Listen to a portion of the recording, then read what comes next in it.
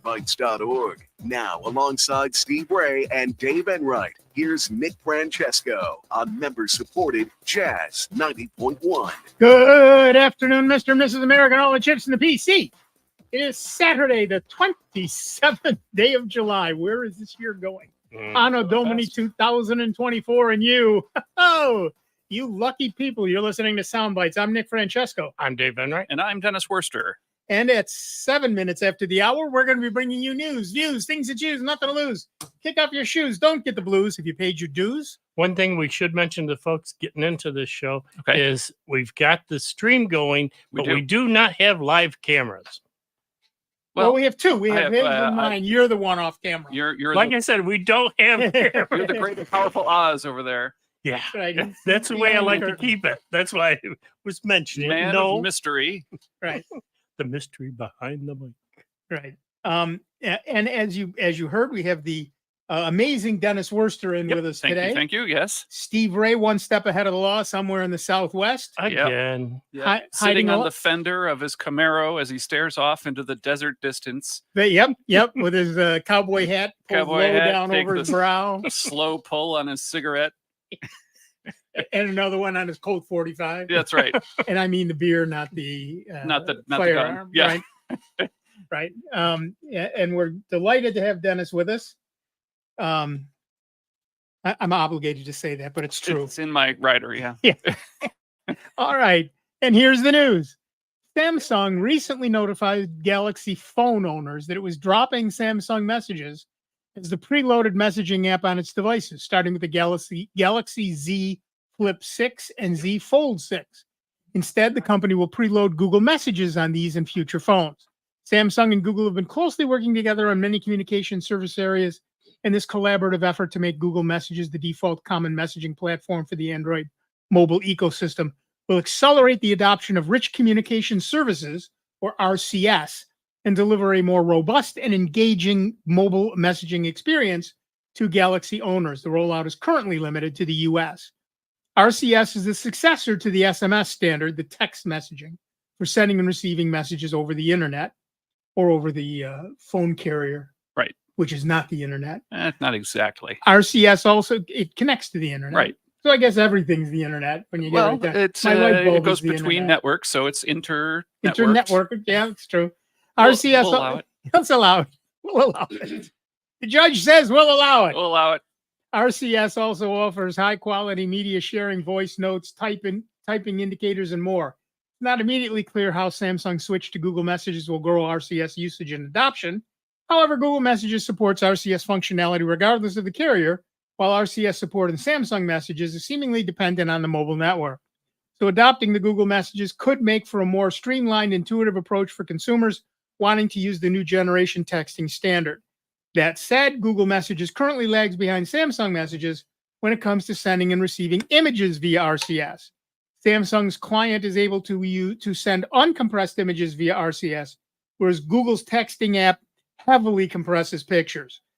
Google is working on a solution. I don't know how big a solution that is. You just don't compress. Okay. It's worth noting that Galaxy phone owners with Samsung Messages can continue to use Samsung's testing app. Samsung also said it will still let users download Samsung Messages via the Galaxy Store if they'd like to keep using it. Yet, nevertheless, the company is clearly putting its texting eggs in the Google basket. So, our poll of the week at soundbytes.org, that is Bytes with a Y, Francis would like us to remind you, is Samsung is changing their default messaging app to Google Messages. Your choices are no, come on. I'm already switched. I'm already confused. So, and Samsung. So far, we've got 25 votes, and Samsung is about half of them, followed by I'm already confused, followed by so. 2 people said no, 2 people have already switched. The interesting thing about Google Messages is that it being part of the Google ecosystem, it allows you to save all your messages on your Google Drive. Right. So what I have found with friends who have switched phones, is if they switch from a Samsung phone to a Samsung phone, Usually, but not always, the messages follow them. Okay. If they switch from a Samsung phone to anything else, Sure. they lose the messages. Like a Pixel. Right, or like a Pixel phone. Okay. So if you're using Google Messages on Samsung and decide to switch to any other Android phone, you can get your messages back by, again, using Google Messages on that other phone. So they'll all be there for you. Okay. And Samsung messaging is a little special in many ways. It does allow you to send uncompressed images, but honestly, who cares? You're looking at them on this tiny little screen to begin with. Right. Who cares how compressed they are? You're still going to see essentially the same quality picture, whether it's compressed or uncompressed. Yeah, you're looking at it on a 6-inch screen. Yeah, exactly. It's ludicrous to care. I mean, if it would be a problem if you were using it to try and move pictures as a really primitive, rudimentary way to move pictures from one place to another. I'll just text them to myself or to a friend or to my other account or what have you. Right. Then maybe that factors in, but if you're going to do that and you're on an Android phone, why not use Google Photos? Right. But if I'm taking a picture of what I had for dinner so I can show Nick the next day, true, and sending it to Nick so I can talk with him about it on the show, then the level of compression is probably not that big a deal. Right. Of course, who knows how tightly they've jacked up the compression on these things. So I haven't seen an issue. Okay. I really haven't seen an issue. Right. I've downloaded a couple of photos that my daughter took of various things, and they're fine. Well, unless you're shooting raw, it's all compressed. Exactly right. Compression is, it's not a off or on. It's kind of a dimmer dial. Right. So it's something to keep in mind if you think you're worried about the quality of the photos. Then moving them around via SMS or any other mobile-based protocol is probably not for you. On the other hand, if you're moving them to someone, if you're sending them to someone who uses a Pixel phone, for example, it's going to be compressed on their end anyway. Yeah. Because they're probably using Google Messages. Right. So it's only Samsung to Samsung. And again, if you're using Google Photos or Amazon Photos, we've talked about this, folks.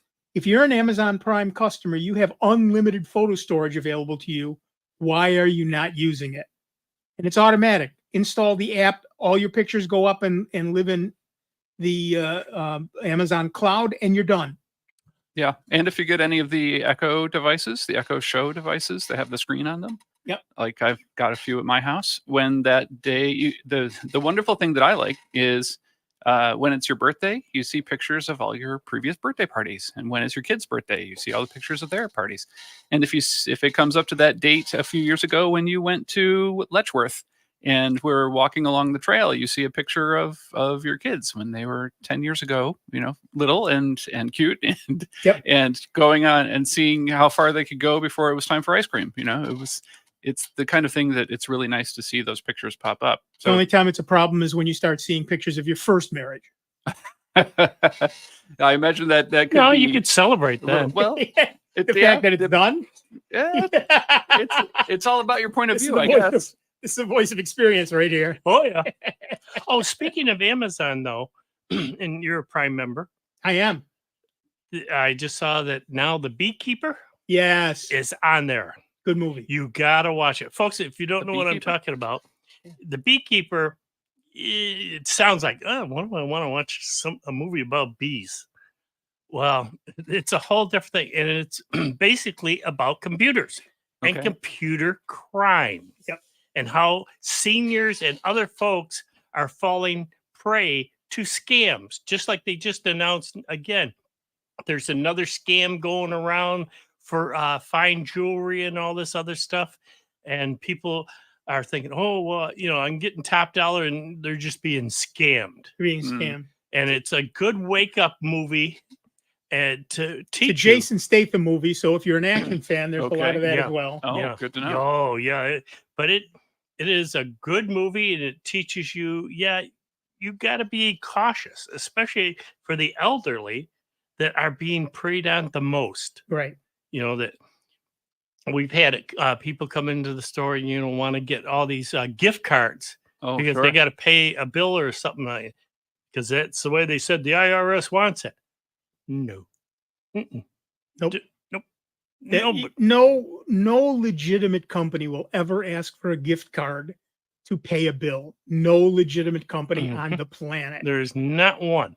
Not one. So if somebody says go get a gift card, hang up on them immediately. Yeah, that's a giant red flag. And the other thing, though, is there's some scams going around where, it will try to take over your screen. And, you get these stupid messages because, saying, oh, you've been hacked and all this other stuff. Sure. And click on this to take you so we can help you straighten this out. Best thing I can tell folks to do is if you get locked up like that, you go over to the wall, you grab that little cord that goes to the computer, pull it out, count to 30, and then plug it back in. When if you're on a Windows machine and it says restore your previous session, say no. Right. Just start the Explorer back up and then open up the windows that you need again. Because what's happening is they caught wind of that people are turning it off. And then when they turn it back on, it says, do you want to restore your last session? And they're saying yes. That pop-up's right back there and locking your machine up. So say no to that. And then just go through the task of reopening. When you restart Chrome, it asks you if you want to restore your last session. Say no. The reality is that 99% of this stuff is a scam. And it happened to me on the show one time. I got a big notice that said your Windows system is compromised. Click here, call this number, hold your wallet up to the screen, whatever it said. Right. I was on a Chromebook. Right. Yeah, that was wild. So when you turn that around, you're seeing your Windows machine is infected. Pretty unlikely that my Windows machine was infected, since I don't actually own a Windows machine, and I certainly wasn't on a Windows machine at the time. These are just pop-ups, just like pop-up ads. If you're running an ad blocker, it's unlikely you'll see them. If you're running without an ad blocker, you'll see these all the time. There are a lot of ad networks out. Google is only one. There are a lot of them.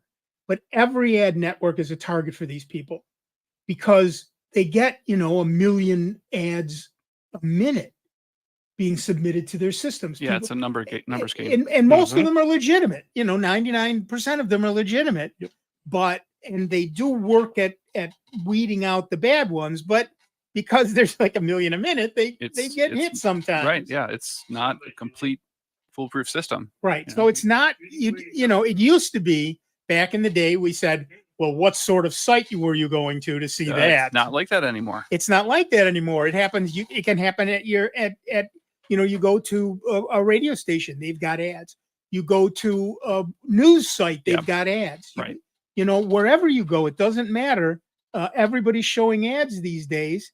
And because of that, the possibility of you seeing a pop-up ad that is a scam like that is very high. So when you see something like that, do not panic. Close the window if it will let you. Shut off your browser if it will let you. Or turn off your machine if you have to. Right. And as Dave said, once it starts up and you restart your browser, if it says restore previous session, say no. And it will, I promise you, that pop-up will go away and you'll be fine until the next time you catch one. And if you're on a laptop, Dave talked about pulling the plug on your desktop machine, but a lot of people are on laptops these days. Right. And That's true. It's built into nearly every laptop I've ever used that if you press and hold the power button, you're going to hold it for about 6 or 8 seconds. The machine will power off. This is a backward compatible, very primitive method for turning the computer off, but it will work and allow you to start back up. Yep. So be very careful. When you see those messages, Douglas Adams said it best, don't panic. That's right. The fact is they want you to panic. The whole my screen was red with giant yellow letters. Yep, And you're blinking. infected, Oh, it was blinking. flashing. Yeah. Do this immediately. Armageddon, apocalypse. Oh my heavens! Yeah, fine. Just shut it down. You're fine. You're fine. Listen, we're going to go to the phones. Our first caller is Judy from Webster, New York. What's up, Judy? Well, I found this program on my laptop. Okay. It was called Bit Defender, Okay. Bitdefender. and I didn't put it there. No, So- Microsoft did. Okay, but then I had a terrible time trying to delete it. Yeah, you can turn it off, but it's very hard to get rid of because Microsoft believes you want it. And they own the computer, not you. Bitdefender what Bitdefender does is if you turn it on, it encrypts your hard drive. The utility of that is questionable. Is that Bitdefender or BitLocker? Oh, BitLocker. Yeah, I'm thinking BitLocker. Okay. Because there's a story about BitLocker. This is Bitdefender. That's an antivirus program. Yeah, it's a Yeah. Kaspersky alternative. Right. It's a anti-malware and antivirus tool for consumers. Okay, forget everything I said. Bitdefender is actually it doesn't show up by itself. It is likely it got installed when you installed something else. So many of us, when we are installing something, just click next, or yes, and it gets installed. Alternately, it may be that it was installed as part of the load that many computer companies put on their computers when you buy them. One way you can get rid of it, and I've done it, is if you download Revo Uninstaller. Yeah, I did that. Revo okay. Uninstaller will uninstall both that BitLocker Defender. and it'll also get rid of OneDrive if you want to get rid of that. So what happened next, Judy, after you noticed that this was on your computer and you said you were having trouble and you mentioned Revo? Yeah, well, it kept popping up on different things. I would be typing an email and it would pop up. And so then I decided I would just check it out and see if it was in my list of programs. And that's how I found it. And then when I tried to just delete it the first time with Revo, it kept saying it was password protected.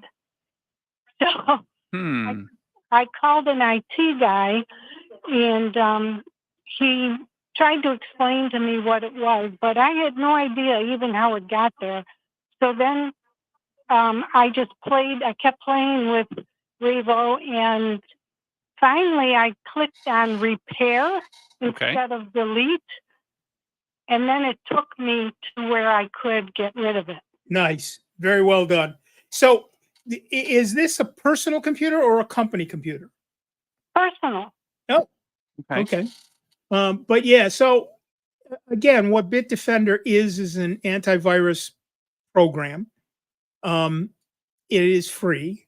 How it got on your computer, like I said, it could be that Pre-installed. it got installed, by the factory, pre-installation. A lot of companies do that because they get paid to do that.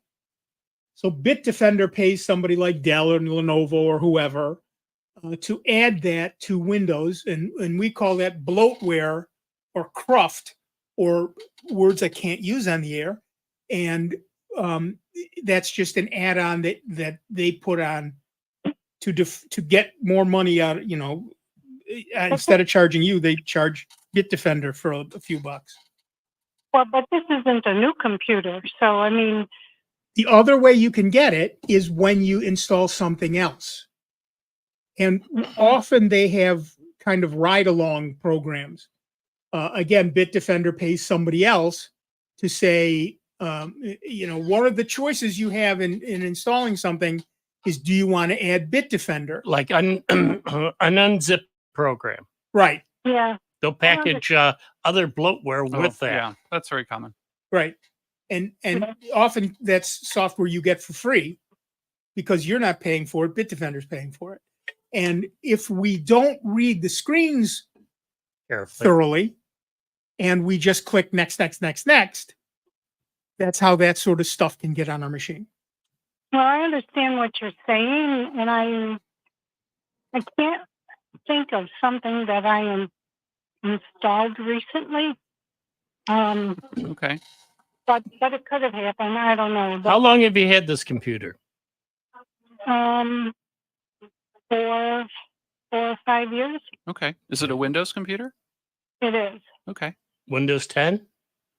Windows 10. And Yeah. next year, when they stop supporting it, before I buy a new one, I'm going to try Linux. Okay. There you go. Well, But I somebody will think have to help me. that's a useful thing to do. That would let you keep your existing hardware and still have security updates from your Linux distribution, and you won't have to pay any money out of pocket to do that. So And you can get it's a different good idea. Yeah, and you can get different flavors of it that you can have it set up and maybe look very darn close to your existing Windows system. Well, But- one of you will have to help me with that. Well, it's what we're here for. You give us a call, and we'll make it happen. Okay. Thank you so much. All right. Thanks, Thanks Judy. for calling, Judy. All righty. Bye-bye. Bye-bye. You know, that's something I've been doing lately. I've got, as you might expect, a basement full of old computers. Mhm. Maybe you can relate. It happens to all of us. And My name is Nick, and I have a Hello. basement full of old Yeah. computers. And I just got this one big 32-inch all-in-one Nice. Okay. that my sister gave me, saying they couldn't get it to stay on, and it kept shutting down. They even took it into this one place. Well, we don't see anything wrong with it. All right. Okay. She goes, if you can get it running, you can have it. Oh, Okay, All no right. problem. Challenge accepted. Went into the timeouts for the display, turned it to never. Oh, no. Oh, Winner, chicken dinner. Oh no. that's amusing. So I've been 16 gig or 16 meg of memory, 1 gig hard drive, and a nice It big better be 16 gig of. I hope so. 13 memory. inch, 32 inch, 32-inch display for an all-in-one? That yes. thing is Very giant. nice. all in one. Nice speaker bar built right in. Wow. All I had to do is check that one. So I've been trying out Linux Mint, Oh yeah, a lot of people like it. and I put it on an older laptop, and then I've got it monitoring my 3D printer and making my 3D printer available on my network so that I don't have to go down to the basement where my printer lives to send Right. files to it to go and get So them you got a started. camera on it too. Oh yeah. Yep. And it's the camera's built into the laptop, of course. Yeah, of course Right. it is. So I just make sure to point it the right place. It turns out to be a really elegant solution, and I know that it's protected because it can still install all the updates. Right, exactly. And that's the big thing. Once you lose the ability to store updates, that machine should be taken off any network it's on. Yeah. Or moved to an operating system that still has updates. Right. Going to take a quick break. Back in just a couple of minutes with Dave Enright, Dennis Worster, me, Nick Francesco, and you. 29 minutes after the hour. Sound Bytes, member supported, Jazz 90.1. It's America's longest running computer show. Back to more sound bites with Nick, Dave, and Steve. Next on member supported Jazz 90.1. NBC News Radio. I'm Rob Martier. The United States has taken home its first medal at the Paris Olympics. The U.S. earned the silver medal in the women's synchronized diving 3-meter springboard competition this morning. Cassidy Cook and Sarah Bacon scored just over 314.5 points to claim the silver, behind China, which scored nearly 338 points. Great Britain grabbed the bronze medal with just over 302 points. Donald Trump intends to return to Butler, Pennsylvania for another campaign event. The former president's rally on July 13th was cut short after an assassination attempt that left one attendee dead and 2 others injured. On Friday, Trump wrote that he will be returning to the city, quote, for a big and beautiful rally. The Kelsey brothers, Travis and Jason, are working on a new cereal mix combining 3 childhood favorites. The brothers are partnering with General Mills to release the Kelsey Mix cereal, which combines Reese's Puffs, Cinnamon Toast Crunch, and Lucky Charms. Rob Martier, NBC News Radio. We can rebuild him. We have the technology. This is Sandra Singlow with the Lowdown on Science.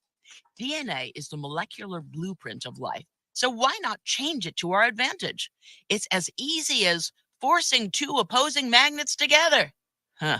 There must be a way. Enter the HerCheck lab from the Czech Academy of Sciences. Connecting specific charged molecules to our DNA can give us bacterial and viral protection. It's not a simple task. Attaching these molecules together is like connecting those magnets. First, they attached charged molecules to DNA building blocks called nucleotides using string-like molecules. They can even attach these DNA building blocks together to create whole segments of modified DNA. These segments of DNA have not been tested in our cells, but this data seems to show that we can modify DNA like this. Who knows? Researchers might be able to treat diseases with it. Goodbye, sick days. Hello, $6 million days. Corny sound effects not included. The Lowdown on Science is produced by LDOS Media Lab in partnership with the University of California Irvine Science Communication and LAist, and made possible with the generous support of the Fuse Family Foundation. The Jazz 90.1 Daily Club Calendar is brought to you in part by our members and by jazzrochester.com. Now you can explore Rochester and surrounding areas with a member card as your guide. When you make a gift of $90.10 or more, we'll send you a Jazz 90.1 member card. Then enjoy savings at hundreds of restaurants and attractions near you. So what are you waiting for? Call and become the newest member of Jazz 90.1 today. 966-5299 or online at jazz901.org. At Shriners Hospitals for Children, there are a million reasons to share love. My buddy Caleb is one of them. This is his story. Hi, I'm Caleb. I was born with spinal bone disease. I've broken my bones almost 200 times, and I have had 11 surgeries. But I didn't let that stop me. There are a million reasons to share love, but you only need one. To learn how you can share love, visit loveshriners.org. I'm Tiffany Haddish. And I'm Marlon Wayans. African Americans are 3 times more likely to be diagnosed with pancreatic cancer than any other racial or ethnic group. Access to cutting-edge treatment can help make long-term survival possible. That's why Stand Up to Cancer and the Lust Garden Foundation have teamed up to bring over 30 pancreatic cancer clinical trials to those who need them. For more information about the latest pancreatic cancer research and clinical trials near you, visit pancreaticcancercollective.org. Here's the latest Jazz 90.1 weather forecast. A good supply of sunshine in store for Rochester, Western New York, and the Finger Lakes here for your Saturday. Low humidity, good visibility. Temperatures into the low 80s for highs. It should be into the 70s lakeside with a gentle onshore breeze. For tonight, we'll look for a mainly clear sky. The overnight low temperature near 60 into the 50s in the open countryside. Sunday ends up with an ample amount of sunshine, a little bit more humidity, and a little bit more heat. The high temperature in the upper 80s to near 90. I'm meteorologist Josh Nichols for Jazz 90.1. And currently right now we've got 82 degrees out at the airport and 87 here at member-supported Jazz 90.1. Hi, I'm Steve Pearl. Please join me tonight from 10 to midnight on member-supported Jazz Radio in Rochester, Jazz 90.1.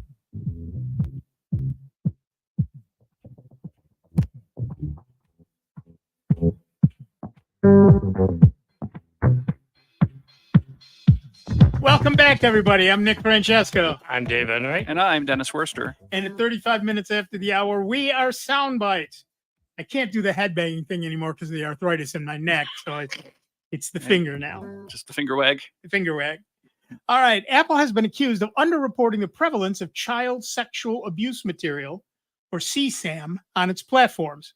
The National Society for the Prevention of Cruelty to Children, a child protection charity in the UK, says that Apple reported just 267 worldwide cases of suspected CSAM to the National Center for Missing and Exploited Children last year. It pales in comparison to the 1.47 million potential cases that Google reported, 30.6 million reported from Meta.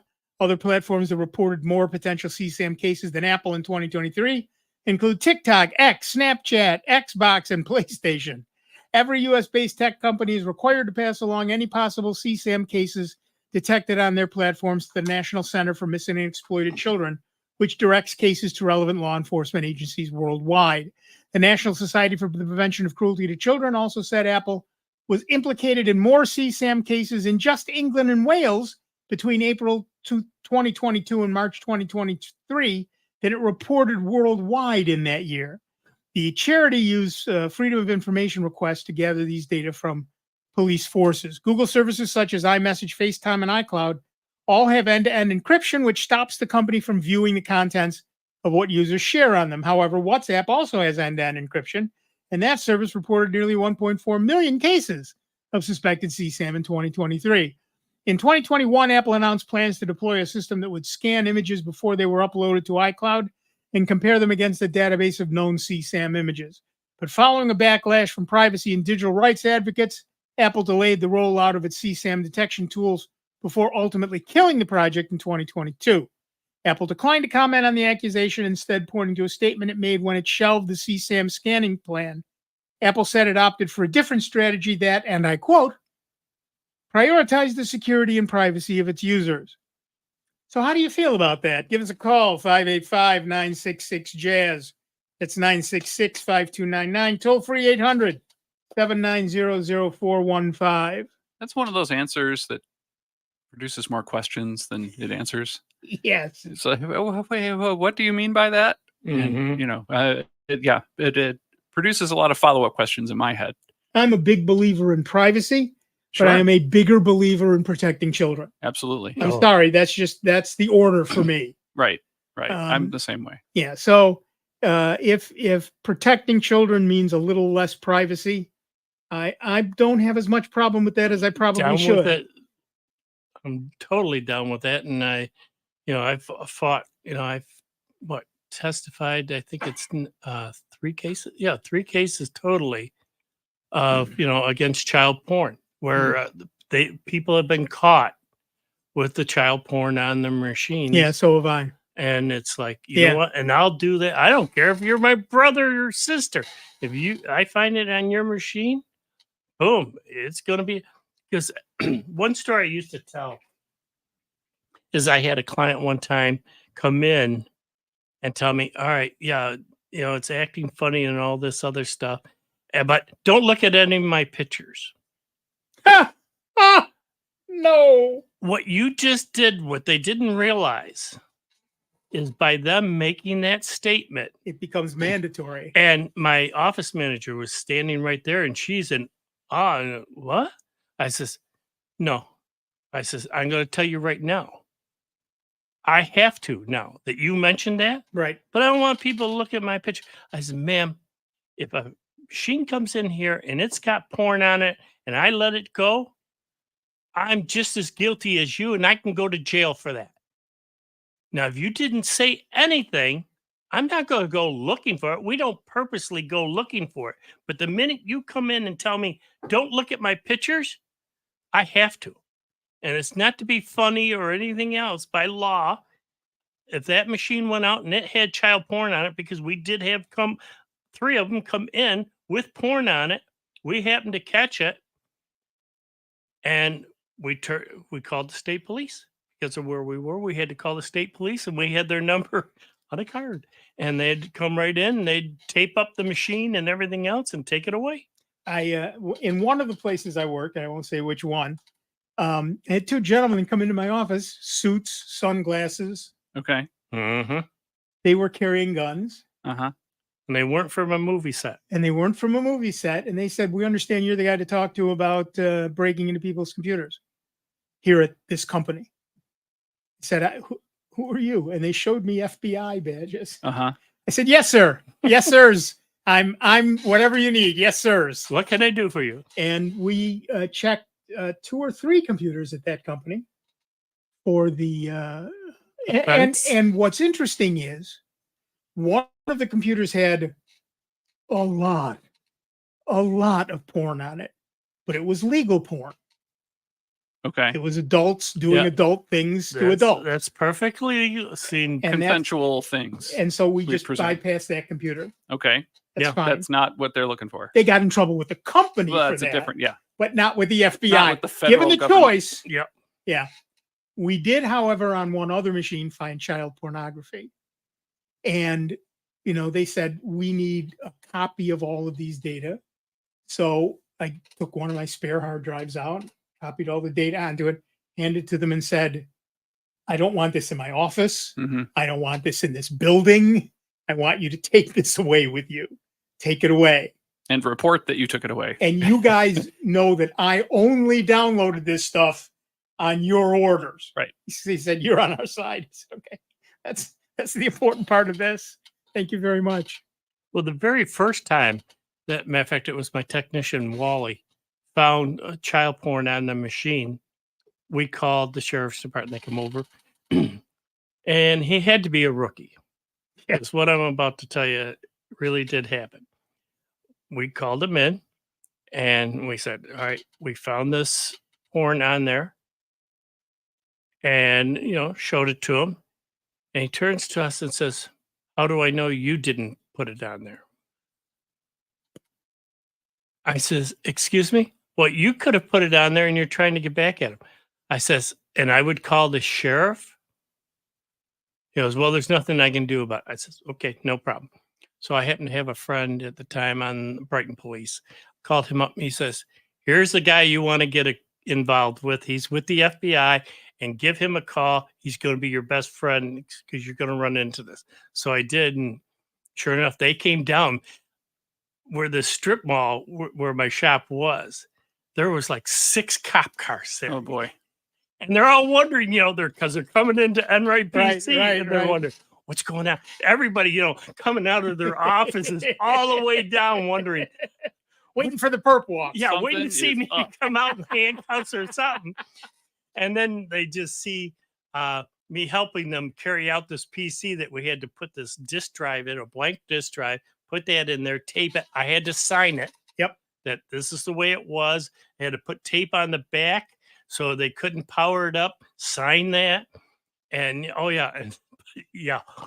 All of that happened to me too when they took that drive away with the extra stuff. They came back in my office with the computer and said, do all this, did all the same thing.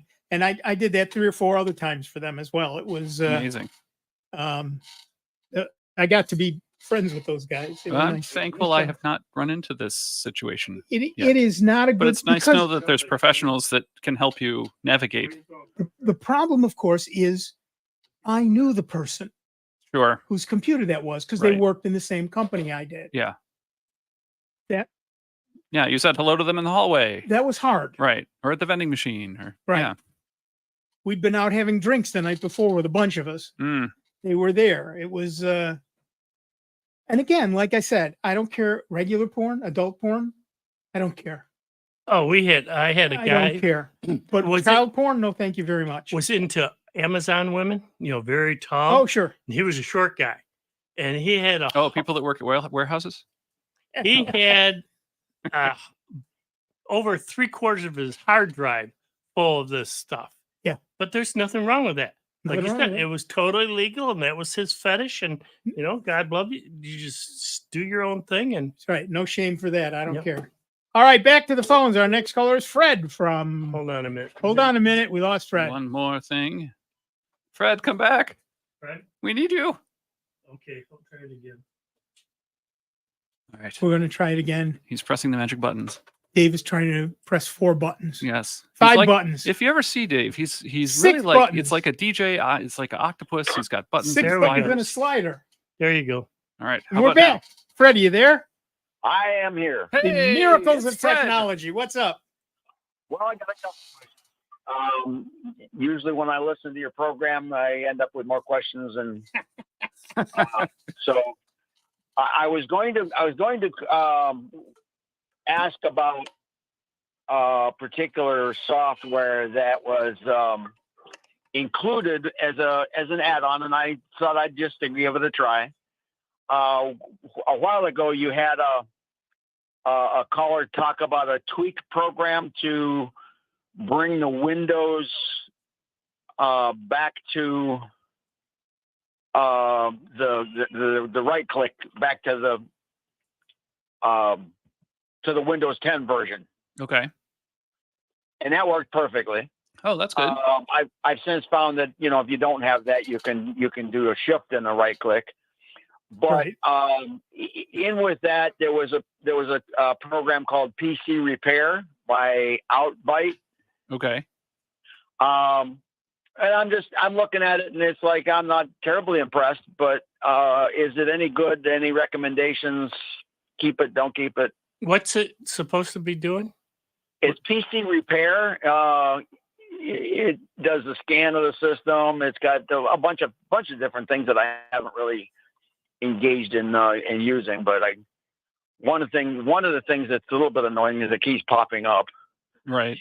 And the only way to get it to go away for that session is to use the task. Sure. And the task. Yeah. Well, I will And say yeah. this is not a title that I've heard of before. Me either. Me neither. And the fact that it was kind of hitching a ride along with this other tool on the installer doesn't really bode well. Yeah, it doesn't toad It's very not well. exactly Yeah. a vote for it. Right. In general, when it comes to things that scan your PC to give you information about it, there sure are a lot of those out there. And I would say, unless there's specific things that you want to know about your PC that this tool is providing you, then I don't see a major reason to keep it on the machine. Yeah. Okay. Because if it's a Windows-based machine, for the most part, NTFS does a good job of self-maintenance. So if you have other programs like a virus program, super anti-spyware, and malware Bytes, you got yourself pretty well covered.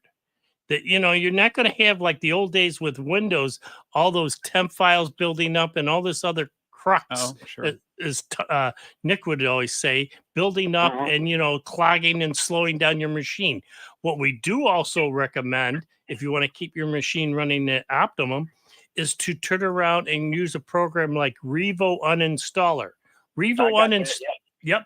If you use that to uninstall programs, it'll keep your machine running a lot faster than if you use the Windows uninstaller. So the malware Bytes, and what were the other two that you had mentioned? Super anti-spyware and an antivirus program. Like Avast? Yeah. Yeah, Avast. sure. Yeah.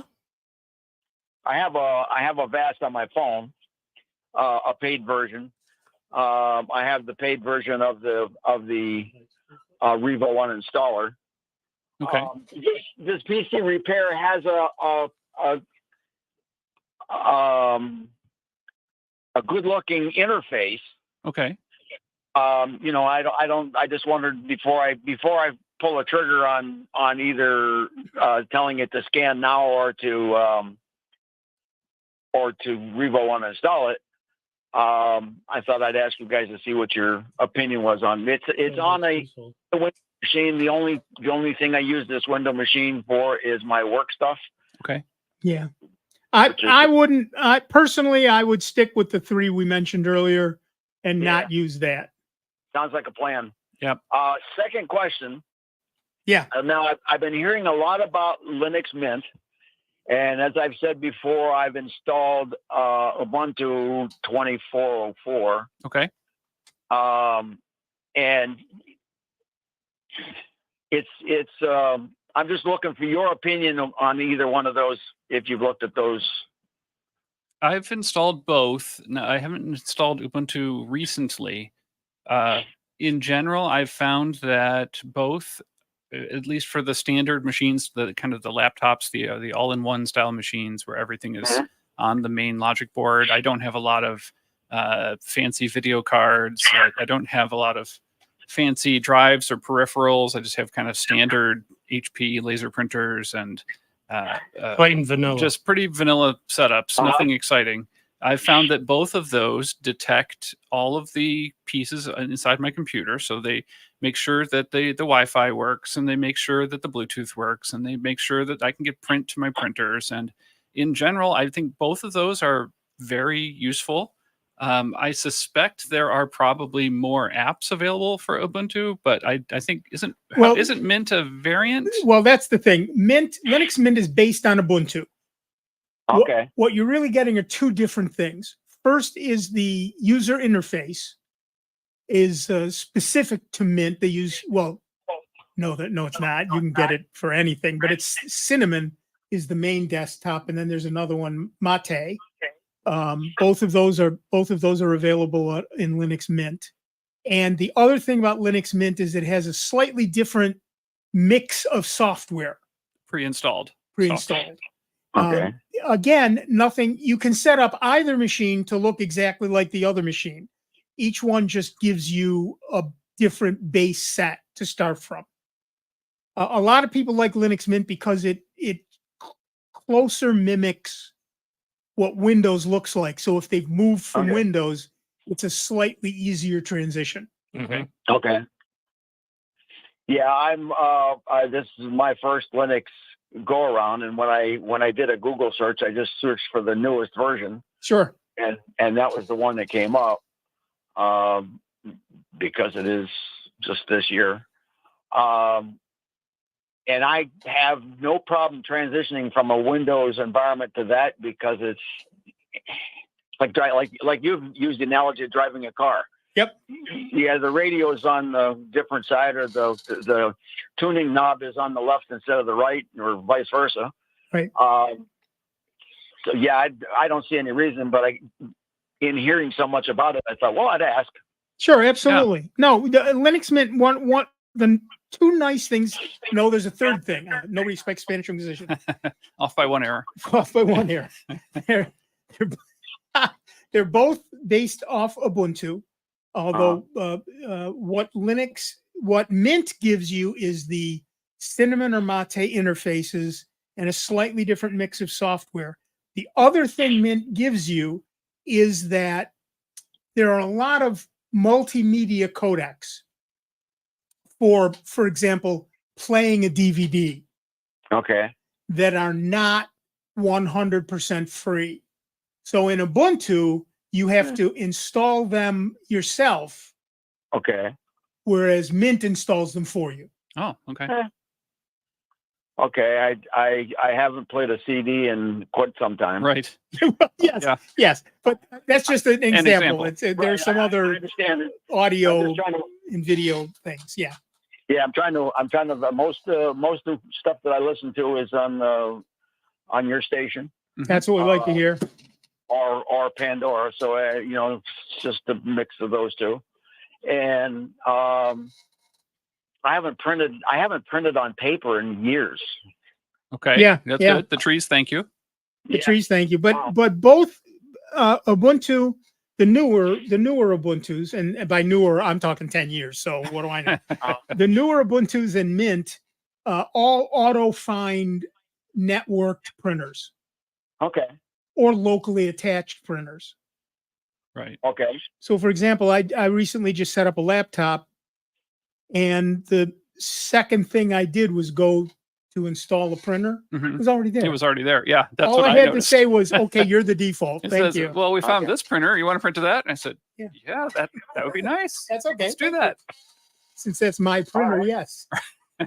So I don't think you can go wrong with either one. Yeah. Now it's just what you like as a front end, and what you like in the mix of software, and most of that's pretty subtle. And the beauty part is you can make an installer on a USB key and tell your computer to boot from that key, and without blowing away anything on your main drive, you can run it from the key. Okay. It won't be as full speed as it would be from your main drive, but it'll be close, and see which one works a little better for you. Right. And I had swap back and forth.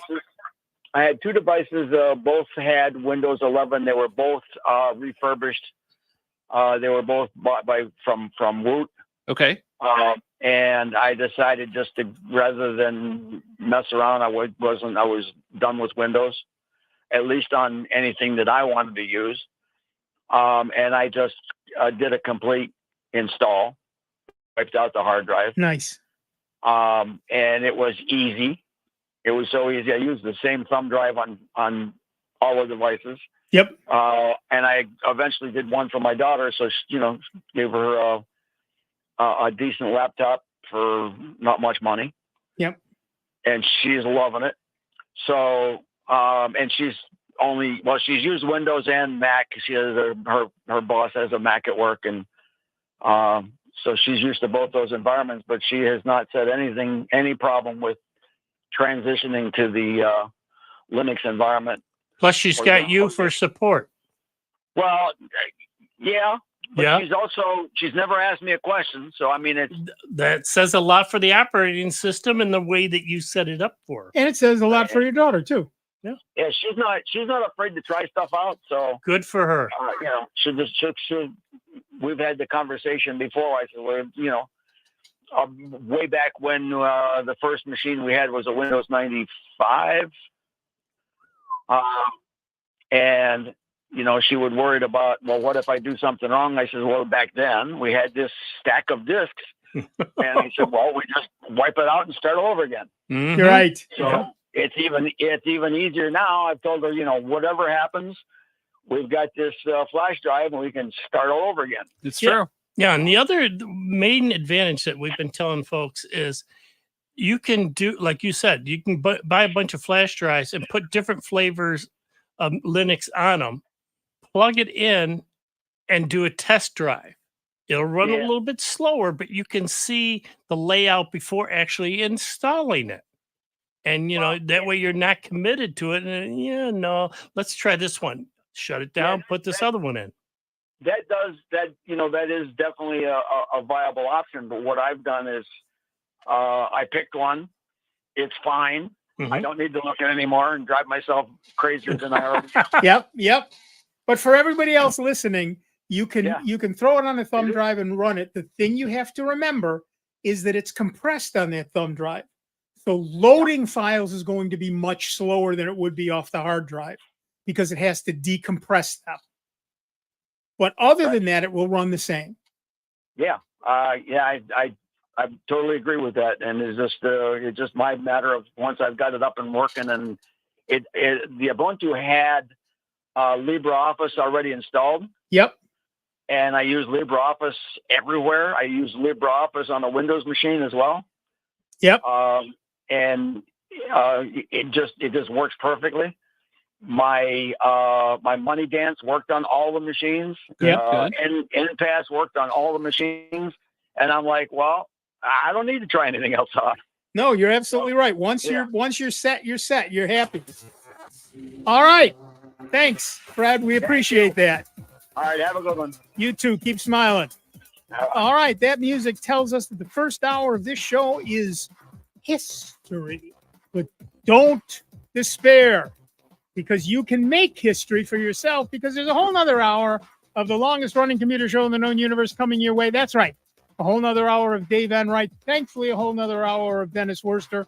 A whole nother hour of Nick Francesco, and a whole nother hour of you. Give us a call at 585-966-JAZZ. That's 966-5299. Toll free 800-790-0415. And we will be back with more sound bites. Take a quick bio break. Get yourself a beverage of whatever sort makes you happy. But don't forget to come back, because we're going to be doing your calls. We're going to be doing more news, and we're going to be doing whatever it is we do on this channel in just a few minutes. We'll see you on the other side. Before you call into our show, please make note of the following rules. 1, turn your radio down. 2, turn your radio down lower. 3, remember, nobody has invented a good-sounding speakerphone yet. Don't use them. 4, make sure you have a point. It makes for a more interesting show. 5, calling does not guarantee you'll get on the air. No whining. 6, if you do get on the air, please do not tell the host what you just told the screener. We don't care. And 7, is that radio turned down yet? We hope this will make for a more enjoyable program, and we thank you for your time. Computer talk you can understand. More sound bites is next on member-supported Jazz 90.1. WGMC Greece Rochester, a public service of the Greece Central School District. Jazz 90.1. Celebrating 50 years on the air in Rochester. NBC News Radio, I'm Lisa Carton. Former President Trump is on the campaign trail in Minnesota today. Trump and running mate J.D. Vance will hold an afternoon rally in St. Cloud, about an hour's drive northwest of the Twin Cities. Meanwhile, he also plans to return to Butler, Pennsylvania for another campaign event. The former president's rally on July 13th was cut short after an assassination attempt that left one attendee dead and 2 others injured. It's unclear when or where the rally will take place, as Secret Service officials have urged him to stop holding events outdoors following the shooting. California's massive park fire continues to burn out of control, having scorched more than 307,000 acres since it was sparked Wednesday. CAL FIRE spokesman Kevin Colburn. Winds can be a challenge. We do have aircraft assigned as well as our ground resources. We're just continuing to try to plug away and get containment lines in so we can get the fire contained. Lisa Carton, NBC News Radio. Jazz 90.1 is supported by our members and by Lifespan's Finger Lakes Caregiver Institute, supported by a grant from the New York State Department of Health. Lifespan assists families of individuals with Alzheimer's disease and other forms of dementia with care respite, consultation, support groups, and respite services. If you're a caregiver who needs help, or if you can volunteer to help a caregiver who needs a break, you may call 585-244-8400 or look online at lifespanrochester.org. Official WGMC contest rules are available online at www.jazz901.org. Here's another I Love New York travel tip. Do you love the arts? Do you love the outdoors? With outdoor sculpture parks, public art installations, and theatrical performances set against the backdrop of picturesque landscapes, it's easy in New York State to experience the colorful world of the arts beyond traditional gallery walls. Immerse yourself in larger-than-life sculpture parks like Storm King in the Hudson Valley, Griffith Sculpture Park in the Greater Niagara region, and Parrish Art Museum on Long Island. Marvel at murals like the Freedom Wall in Buffalo and Capitol Walls in Albany. And delight in theatrical tales with free, family-friendly theater throughout the state in accessible, scenic outdoor settings like Congress Park in Saratoga Springs and Delaware Park in Buffalo. For more information on where to experience the arts outdoors in New York State, visit the I Love New York website at iloveny.com. It's easy to love New York. Did you know that when you make time to talk, read, or sing with your child, you're helping to shape and strengthen their brains for the years to come? As a father, helping my child thrive is the most important thing to me. Each of us has the power to create a strong start for our children and to help them enter school ready to learn and succeed in life, starting from the day they are born. Visit talkingisteaching.org for free tips, resources, and ideas on how to transform everyday moments into magical moments for learning. Think about your mother, your sister, your girlfriend. 1 in 6 women is a victim of sexual assault. Now think about your father, your brother, your best friend. Men are victims too. Rape can happen to anyone. This is Christina Ricci with RAIN, encouraging you to call the National Sexual Assault Hotline to learn how to support someone you love. Call 1-800-656-HOPE or visit RAIN.org. That's RAINN.org. Brought to you by RAIN and this station. Are you thinking of adding a pet to your family? Greece Residents Assisting Stray Pets, or GRASP, is committed to reducing the number of homeless pets by placing dogs and cats into compatible, loving, permanent homes. For more information on how you can give a homeless pet a second chance through adoption, visit graspinc.org. GRASP, striving for the day when every dog and cat will live in a loving, safe, and healthy home.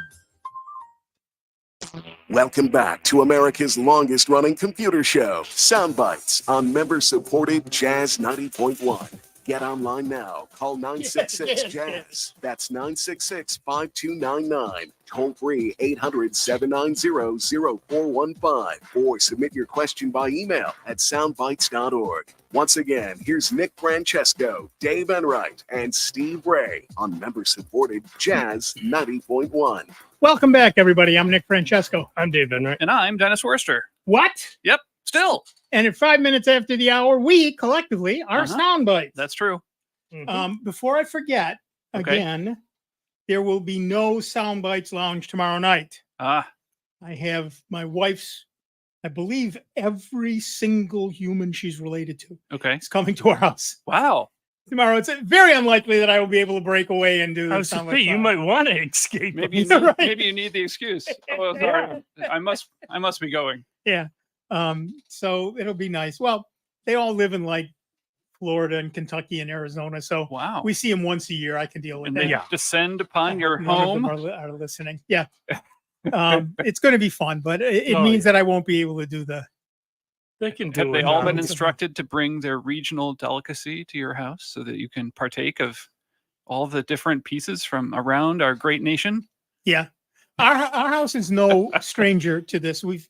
For years we had a Halloween party.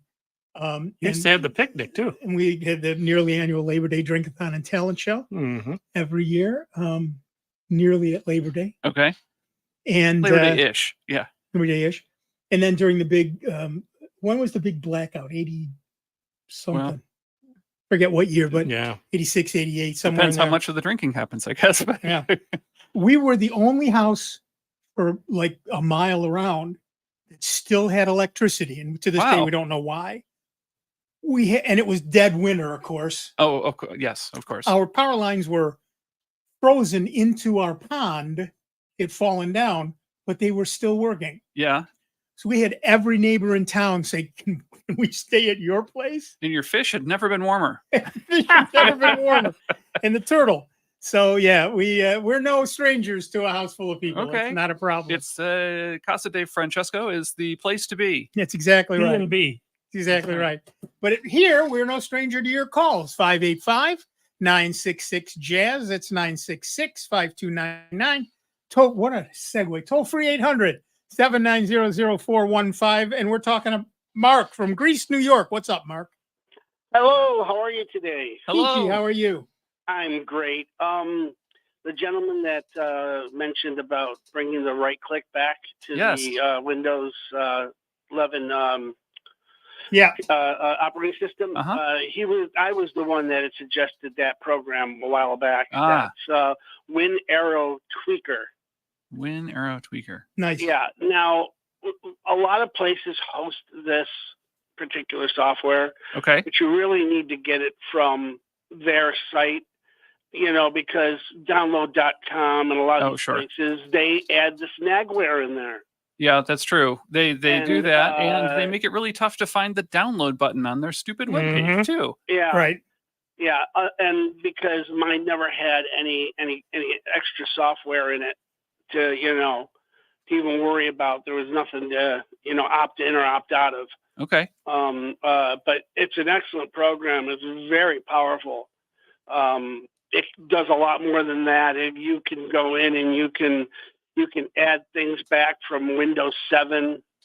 You can there's just so much you can't even mention all the things it can do. And all of it's reversible by unclicking. Amazing. And very rarely do you have to restart. There's a few things that need restarts because it has to put a registry entry in sometimes. Okay. It creates its own, but then again, you uncheck it and you restart the machine and it takes the registry entry away that it created. There are a whole, I'm Googling for WinArrow right now. There's a winarrow.com. There's a winarrowtweaker.com. It seems like this might be an app that lots of different websites want to get in front of me and the download. Is there a specific place that is a super duper official? If I'm not mistaken, I got it from winarrowtweaker.com. Okay, I see that one here. Yeah. I'll make sure to try that one next. That one looks more official. It's been a while. That one looks more legitimate than the other ones I saw that seem to have a bunch of other ads and other things on it. Yeah. That were all keyword positioned to look perform well. Okay, that's great to I know. am in the process of trying to put that on our link page. Okay, so we'll make sure that other people know about it. Did it quite a while ago. Yeah, I looked for it. It didn't come up. And it looks like it's donationware. Yep. Interesting. Okay. Well, hey, thanks for teaching me something new. Yeah, it's great. If you want to customize Windows, you can even put your own graphic in your about. The old about window. Yeah.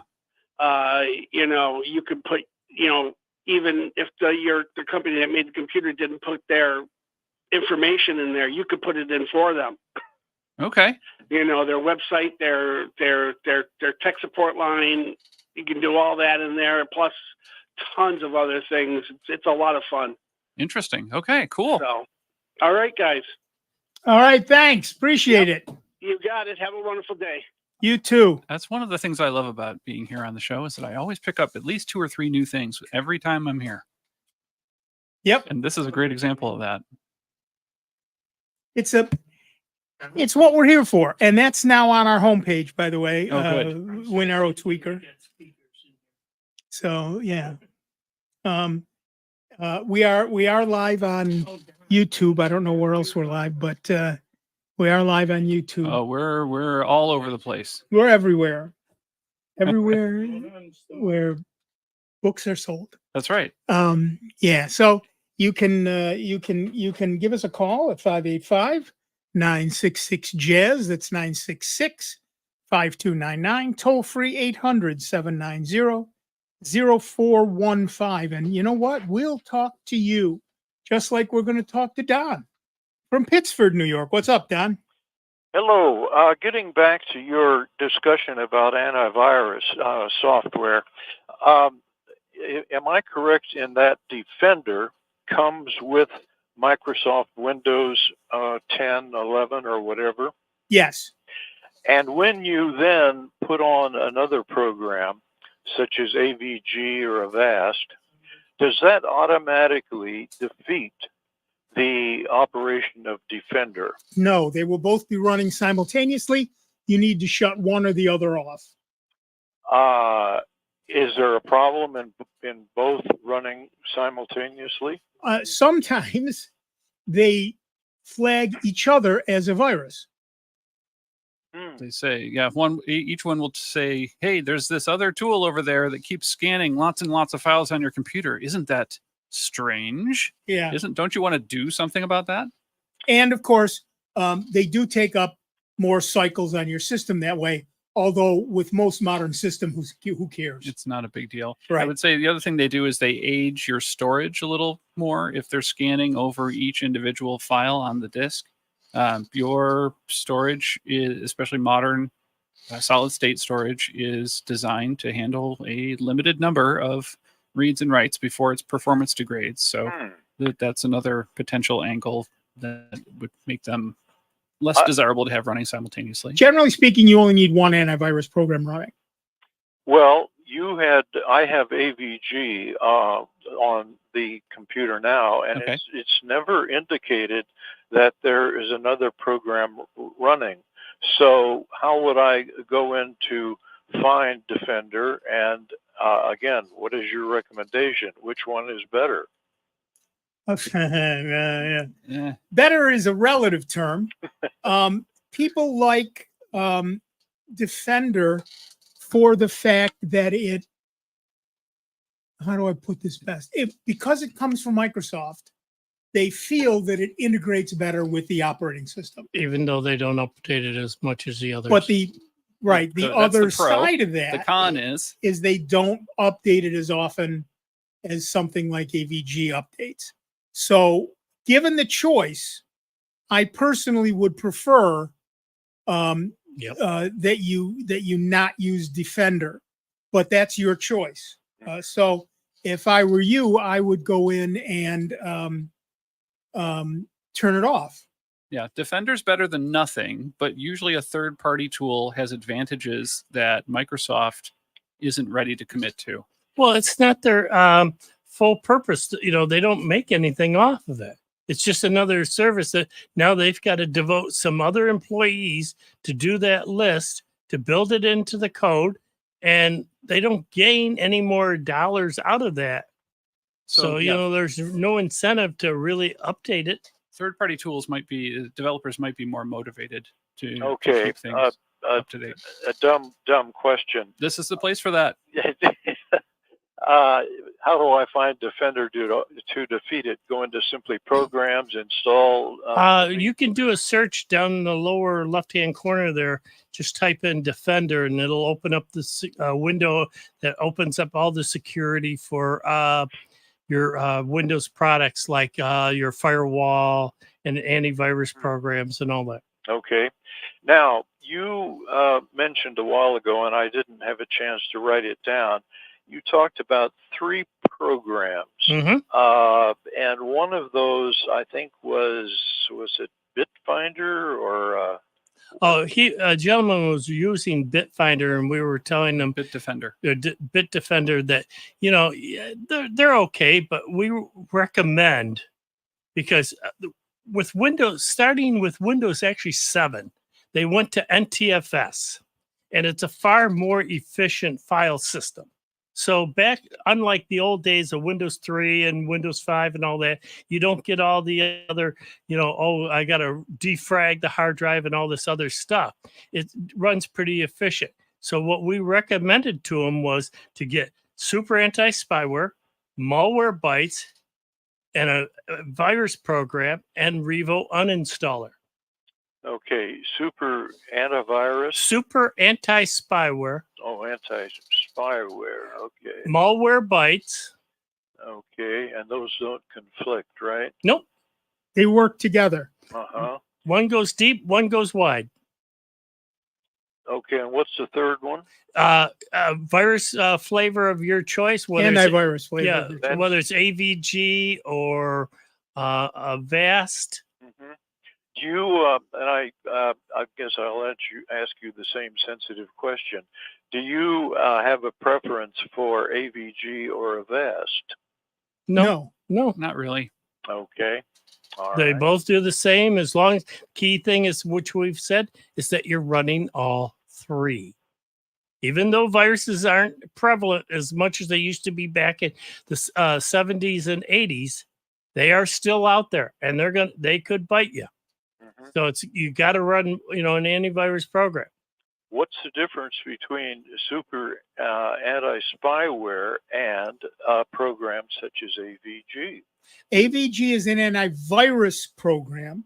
Super Anti-Spyware is an anti-spyware program. Spyware and malware.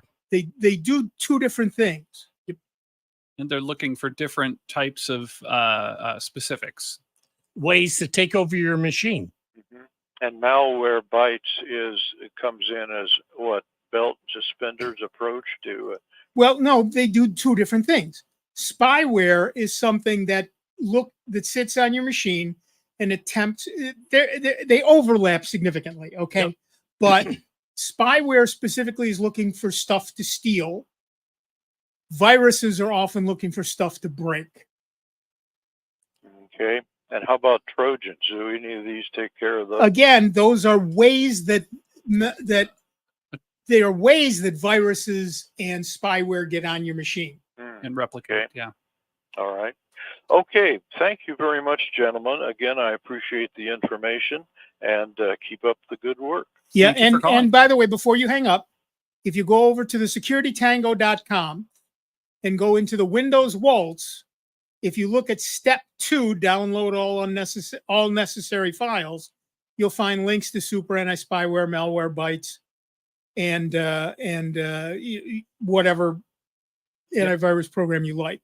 Securitytango.com is a website that Nick developed years ago to help people maintain and protect their computer.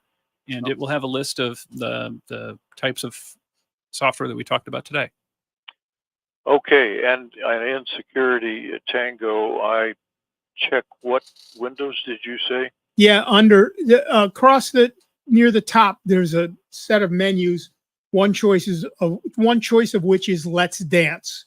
If you click on that, you can go to the Windows Waltz, and that's the page you want for Windows. And there's another page for Linux and Android and the Mac and the iPhone. Perfect. Thank you again. Much appreciated. Sure. Thank you.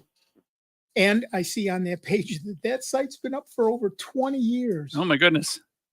Is this Golly, I'm PHP that you used for that? Or was it still Perl, or what did you use to build this? I think I did hand-coded assembly at first. No, it's always been HTML. Uh-huh. They're not heavy, lovingly hand-coded, bespoke, artisanal. Because I do not use WordPress. Thank you very much. Made from 100% recycled electrons. Electronics, dolphin free, by the way. That's right. A lot of people don't know. Certified, dolphin free, guaranteed, dolphin free, and no fat, and you will find a link to that also on the Soundbites webpage under some important links. So you can dance the security tango there, and you can even buy a T-shirt. That's right. If you like. If you view it on your phone that has an OLED, it's even organic to look at that. That's right. Look at that website. All right, back to the phones. It's Fred again, still in Rochester, New York. What's up, Fred? Yeah, I just wanted to let you know that on May 4th you had that posted. Oh, thank you. Oh, good. Yeah, I found it on May 4th. Okay. While since Dave put me through, I guess I'll ask the question. All right. If I have malware Bytes on my phone, do you know if I can combine that subscription with my PC? Oh, good question. That's an excellent question. Let's find out. Malware Bytes. Nick is going to the keyboard.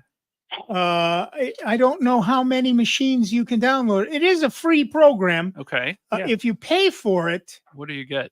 If you do the personal pricing, he's looking through. He's scrolling.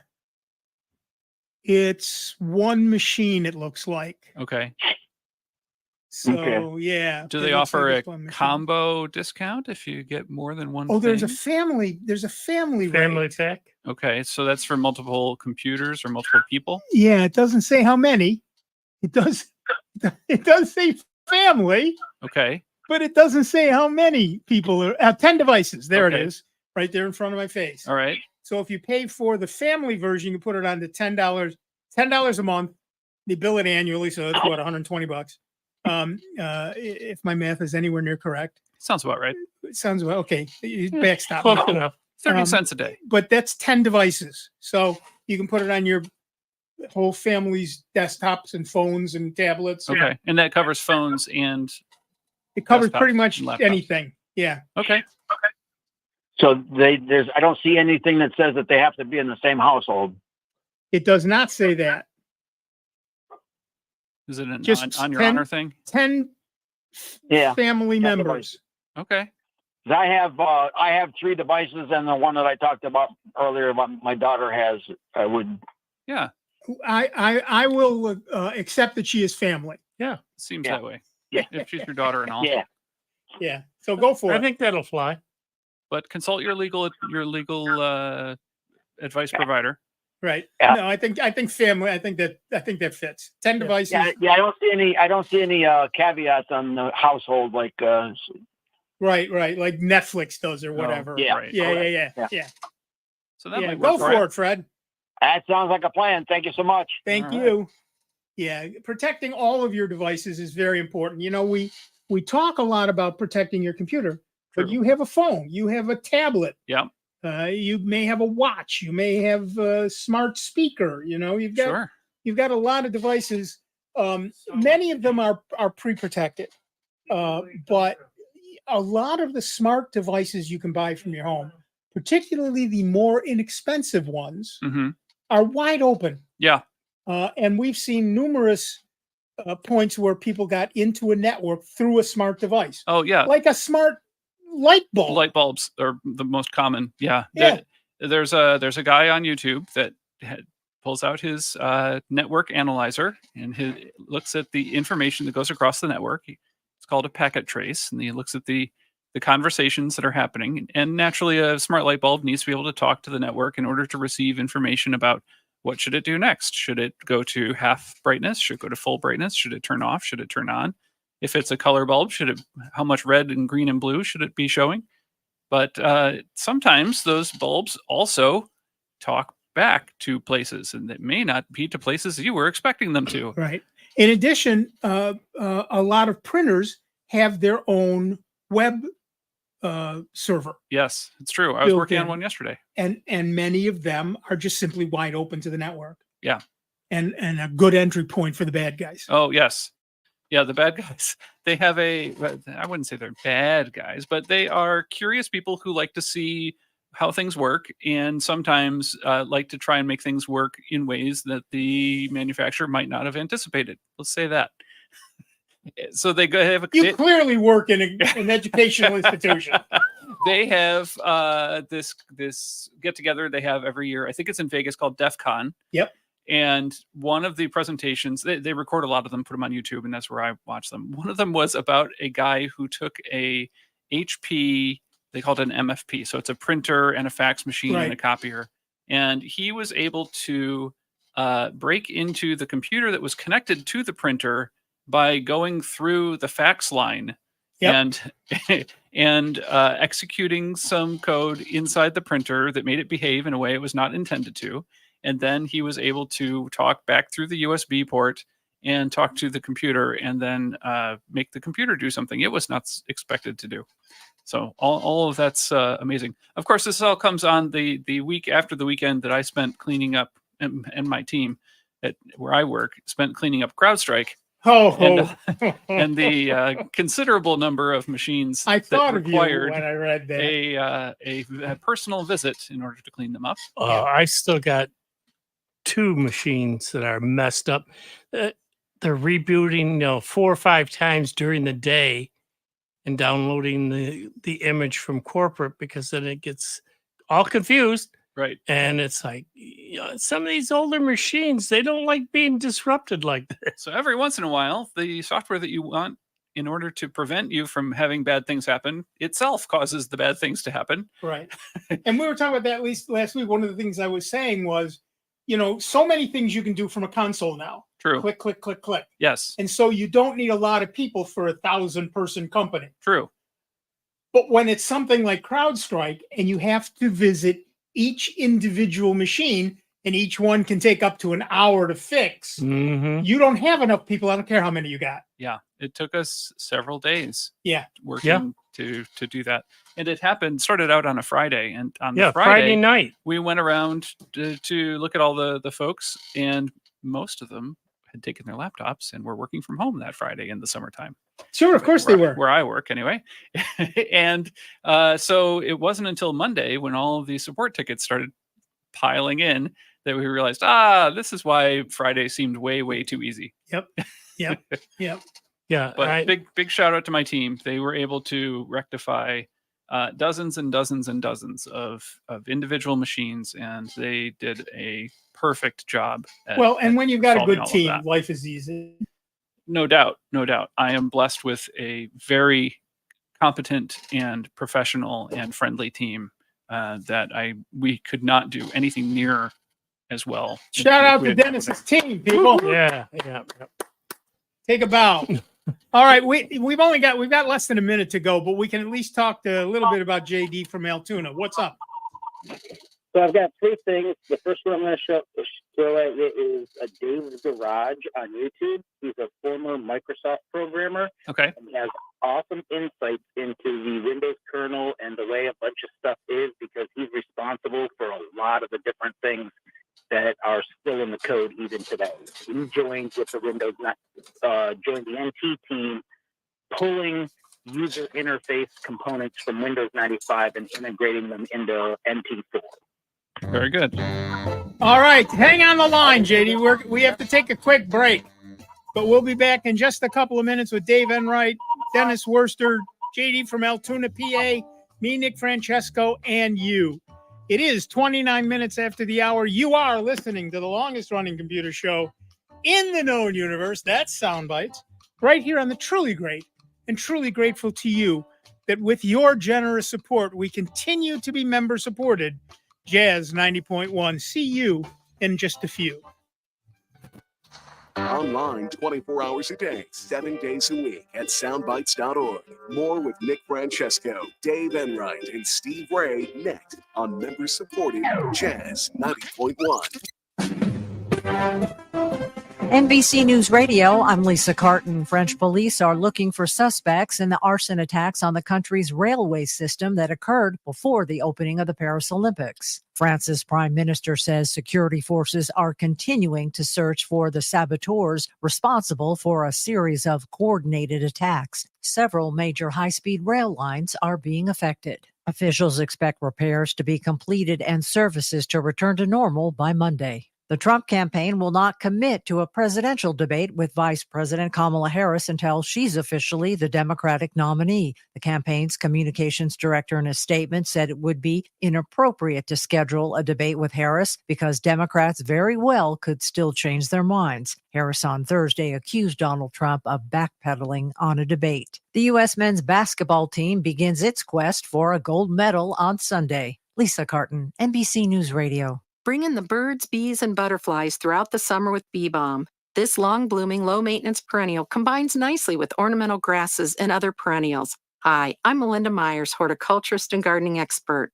Both the native and cultivated bee balms are pollinator favorites. The showy pink, red, lavender, or purple flowers are great in the garden or added to a summer bouquet. Include them in your herb, meadow, perennial, or natural garden. Place them in a location where you can easily view the flowers and pollinators they attract. Grow bee balm in full sun to light shade in moist, well-drained soil. Give the plants plenty of room. In early spring, remove any unwanted seedlings. Move some to another spot in the landscape or add them to the compost pile. The fragrant foliage provides a bit of aromatherapy as you clean up and prepare the garden for spring. Further reduce maintenance by selecting powdery mildew-resistant varieties. Check out our website for this and other gardening tips. Jazz 90.1 is supported in part by Summit Responsible Solutions, a manufacturer of organic, all-natural mosquito control products under the Mosquito Dunks brand name. Mosquito Dunks can be used in ponds, bird baths, rain barrels, or wherever water collects. Non-toxic to people, pets, fish, birds, and other wildlife, Mosquito Dunks are available at local and national garden centers everywhere. Information on how to control mosquitoes can be found at summitresponsiblesolutions.com. Jazz 90.1 is supported in part by our members and by animal repellent Plant Skid. It's organic and safe for use on fruits and vegetable gardens, as well as trees, shrubs, and flowers. Plant Skid uses odors associated with predators, encouraging animals like deer, rabbits, bulls, elk, moose, chipmunks, and squirrels to dine elsewhere. Information on how to protect plants from animal damage can be found at plantskydd.com. That's plantskid.com. Right now, our country feels divided, but there's a place where people are coming together. I was nervous to talk to someone so different than me. Me too. Love Has No Labels and One Small Step are helping people with different political views, beliefs, and experiences connect through conversation, and it feels good. This conversation gives me hope. It gives me a lot of hope, too. Take a step toward bringing our country and your community together. Start a conversation at lovehasnolabels.com/one-small-step. A message from StoryCorps, Love Has No Labels, and the Ad Council. Jazz 90.1 weather. A good supply of sunshine in store for Rochester, Western New York, and the Finger Lakes here for your Saturday. Low humidity, good visibility. Temperatures into the low 80s for highs. It should be into the 70s lakeside with a gentle onshore breeze. For tonight, we'll look for a mainly clear sky. The overnight low temperature near 60 into the 50s in the open countryside. Sunday ends up with an ample amount of sunshine, a little bit more humidity, and a little bit more heat. The high temperature in the upper 80s to near 90. I'm meteorologist Josh Nichols for Jazz 90.1. And currently right now we got a few clouds out there, 80 degrees out at the airport and 85 here at member-supported Jazz 90.1. Hi, this is Rankin Shaver. Join me tonight from 10 p.m. until 1 a.m. for Smooth Groove of member-supported Jazz 90.1. Welcome back, everybody. I'm Nick Francesco. I'm Dave Enright. And I'm Dennis Worster. And at 34 minutes after the hour, we are Sound Bytes, and we have JD from Altoona, PA, all the way down in Altoona, PA on the line. How are things down in Altoona, JD? Weather's not too bad for the moment, but apparently my internet's starting to go out. So if the phone call dropped, I apologize. That's it. We understand. We'll assume you didn't hang up on us in disgust. Fair enough. So the other things I wanted to bring up was, one, I finally found an active AI use out in the field that actually seems to be somebody has their head on straight. Okay. I was looking for some stuff at one of the big box stores a while ago, and ended up getting the manager involved because the website said they had 7 units in stock and couldn't find them anywhere. And that seems like an awful large number of very big parts to go missing due to shrink. Okay. Right. So got the manager involved, and they started scanning the overhead with their phone. And I'm like, what's going on? And she says, well, every so often the employees are required to go through their sections and take pictures of the overhead.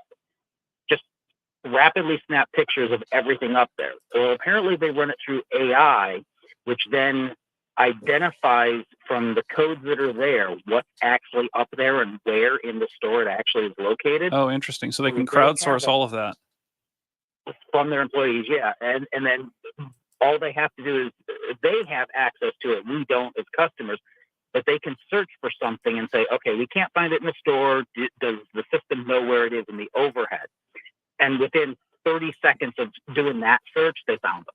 Nice. And I've been there for an hour looking. Really nice. That's an excellent use. That's pretty clever. So between image recognition and AI, they were able to, like I said, I think that's probably the first use of machine learning I've heard of where it's an actual useful function. That's good. Yep. And Nice. we should be keeping track of ways that the technology is actually getting useful stuff done. Because there are a few of them. It won't take as long. Right. I'm not saying there aren't others out there. It's just the first I've heard of. Right. Right. Very good. So the last thing I have is I'm in the middle of building a new Ryzen 9 system. Well, I was right up until AMD delayed the launch of the new processors. But with the new system, I have a question that I'm going to need answered before I start installing everything. Yeah. I was planning to use Ubuntu as a hypervisor OS and running everything that I do on top of that. Okay. Do you know a better distro that would be better for that purpose? Oh, excellent question. This feels like a Proxmox situation. Yeah. And I'll take the rest of the call offline because I got noise going on here. But thanks for everything you do, guys, and take care. That's good. Thank you so much for Thank calling. you. That'll give us just a few extra seconds to think of. There are. All right, so I'll pad for a little bit and bring all of our listeners up to speed with what he's talking about. When your computer starts up, most people have their computer immediately launch into an operating system, whether that's Microsoft Windows, or if you're an Apple user, you'd be using Mac OS, or if you're a Linux user, it might be Ubuntu or Arch or Debian or some other variant of Linux. And one of the things that we are used to is that the computer is running one operating system. It's whatever your computer happened to come with, or whatever you've elected to install. There are ways to make your computer behave like more than one computer. Those are that concept is called a virtual machine, where you have your computer's hardware, the CPU, the RAM, the network, the storage, and you have more than one operating system running at once.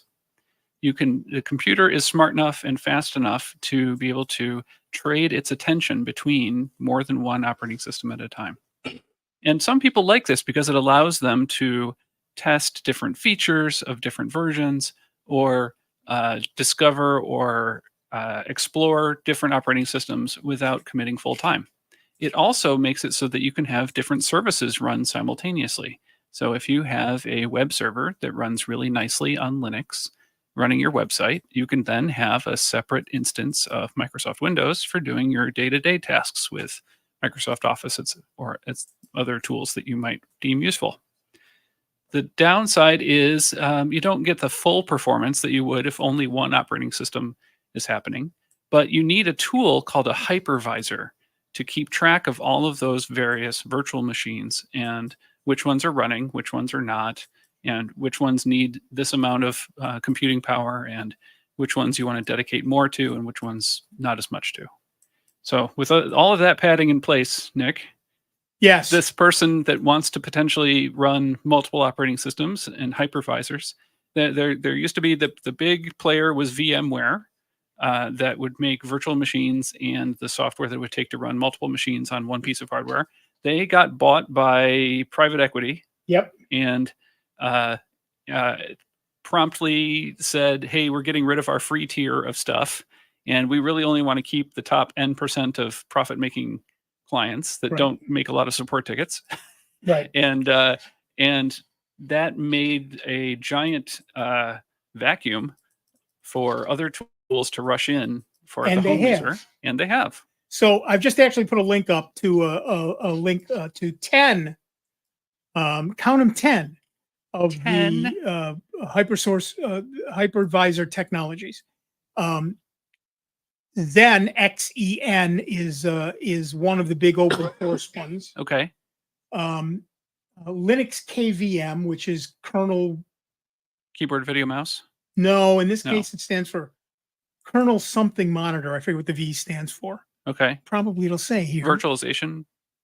Kernel-based virtual machine. Oh, okay. Microsoft has their Hyper-V. VMware still has the free EXSI, I believe. Yes. I think so. There's one called LGuest, which is actually built into the new Linux kernel. Right. Yeah. Yeah, that's right. VMware got rid of VMware Player, I think was their Right, free right, tier right. that they got rid of. Oracle has VirtualBox. Yes. So you run an operating system, you then run VirtualBox, and then you run something inside it. And then there's XVisor, and of course, like you said, VMware Workstation, if you can find a copy, I suppose. Mm-hmm. And OpenVZ, and then there's an open source hypervisor called SmartOS, which is based on actual Unix, Okay. Open Solaris, rather than Linux. Okay. But all of those are Did available. Proxmox make that list? I presume that's what it did was not. for as well. Okay. Apparently, these people do not consider it one of the top 10. I All don't right. know why. But that's a list of some of the ones that you can use, and by adding one of those, you can then put whatever operating system you want on your machine and run multiple. As long as you have enough RAM, you can run multiple versions simultaneously. Right. Yeah. Usually RAM and storage tend to be the biggest resources that you have to worry about. Processing generally has enough headroom that you can dedicate a certain number of cores Yeah. from your CPU. The big to difference between running it on an individual machine and running it on a specifically purchased virtualization device, like VMware sells, Right. is that, for example, when I was at RIT, we had one that had 24 cores and I forget 48 gig of RAM and multi terabytes of data, and you could go into the console. And, for example, one of my faculty came and said, well, I've got this giant data set that I want to run, and it says it'll take 2 weeks to run. Right. I said, well, if you run it over a weekend, you're happy to do that. I'll give you 20 cores. Right. You can adjust. And however much RAM you need and however much disk space you need, and it'll be done by Monday morning. You can change the allocation of the resources that virtual machine uses. Right. And give it more power. You know. Right. You can Now- load a much bigger engine into that and, Right. and churn through all the data. Right. Now, in this machine, in whatever machine that JD is using, I assume it's not 48 cores. Probably not. I think he was talking about a Ryzen. Yeah. So he doesn't have quite that ability, right? But he can Smaller still say scale. this one gets 2 cores, this one gets Still 1 can core, this one allocate. gets right. So Same yeah. concept, just smaller scale. Right, Yeah. exactly. And that's the beauty of this sort of thing. So if you've got a big enough machine with enough RAM and enough processing power and enough disk space, you can run multiple operating systems simultaneously, switch back and forth among them willy-nilly, and it all works perfectly. Yeah. That's what we were doing where I work for quite a while. We were taking all of our individual physical machines when I joined their team, and we were virtualizing them into virtual machines. And when it came time that all of that hardware was at its end of life and not always restarting cleanly when we would apply security updates, the kind of thing where you suddenly would have to find your keys at 10:30 at night during the maintenance window and go downtown and press some buttons to make a machine come back up, which was annoying for several reasons. We did that for quite a while, virtualized that stuff until the machines that we were using, the warranty went up on them, and to extend the warranty was going to be a considerable expense with a comma in it. Right. And we said, wow, just for the warranty, and we elected to start migrating those VMs elsewhere. Yep. With the VMware machines that we had, everything was bladed. Yes. Sure. So basically, it's a computer on a card, and you could add more cards to get more cores, more processors, more CPUs. You could add cards to get more disk space. You could add cards to get more memory. Right. So, You if can one of them customize. died, we could just pull it out, replace it. Yeah. Done. Right. Right. So that's the beauty of those large devices, but those are really designed for large businesses. Yeah. And they cost as much as a house. And they cost as much as a house or more. But in terms of what JD is doing, even on a single machine, if it is a beefy enough machine, you can run multiple operating systems simultaneously, switch back and forth among them, and play around. And that's the beauty. And of course, if you're running Linux, all of that is free. Yeah. Right. If you're running Windows, you still have to pay for each license that you use. Sure. But if you're running Linux, you can put multiple Linuxes Mm-hmm. and have them do different things. You can run a web server on one and a database server on another. Link them all together. Do whatever you want with it. It's Right. very cool. And if you get to the point where you don't want to host them anymore, there are places online that will happily take your virtual machine, you upload it to them, press a few buttons, and it fires back up, and then you can still communicate with it across the internet. Right, because you can package up a virtual machine as a single file and say, oh, I want to give this to AWS now, and pay them to run it for me. Right. So you can package it up, put it up on AWS, they unpack it, and it's running. You're Yeah. done. It's like having your own garage where you store all your stuff, or you can buy a rental unit somewhere that has a garage door on the front. And if you want to, you can buy 2 or 3 of those and do them all. But you can migrate and pay rent somewhere else if you don't want to It's an pay for excellent the garage. analogy. Excellent analogy. Thank you. All right, I'm going to steal it, just so you Please. know. Back to the phones. Our next caller is Dave from Canandaigua, New York. Dave, what's up? Well, I got a follow-up question on the very same topic. Okay. What would you, or just give us the difference between the hypervisor that runs directly on the iron, yes, the silicon, Uh-huh. versus something where it runs inside your normal operating system? Right. So let's see. Here's a couple of examples. If you are a retro computing or retro gaming person and you want to go back to play some games that ran in MS-DOS, you could fire up your computer running Microsoft Windows or running some other operating system, and then use a tool like DOSBox to create a window on your screen, a virtual machine. that pretends to be a DOS computer and that emulates a DOS computer and allows you to play that old retro gaming tool. Contrast that with the hypervisor approach, like you mentioned in the beginning of your call, where it is kind of overseeing several independent virtual machines that each themselves are running their own OS, and that those things run as neighbors next to each other rather than one encapsulating the next. And in the hypervisor, they are running directly on the hardware. Right. In something like DOSBox or VirtualBox, the underlying hardware is abstracted. Yes. So it's a layer away. So you can pretend to be the type of box you're not. So as Dennis said, if you wanted to run a DOS program on a 386, you can't do that in a hypervisor. But you can tell something like DOSBox, pretend to be a 386 running at 0.4 gigahertz 16 or whatever it megahertz is. or Yeah, whatever. whatever it is. And the operating system that runs inside that will only see what it's told to see. So that's the big difference. If you're looking to get right to the metal and the highest performance, use a hypervisor. If you need to abstract the hardware from everything else, use a thing like DOSBox or VirtualBox.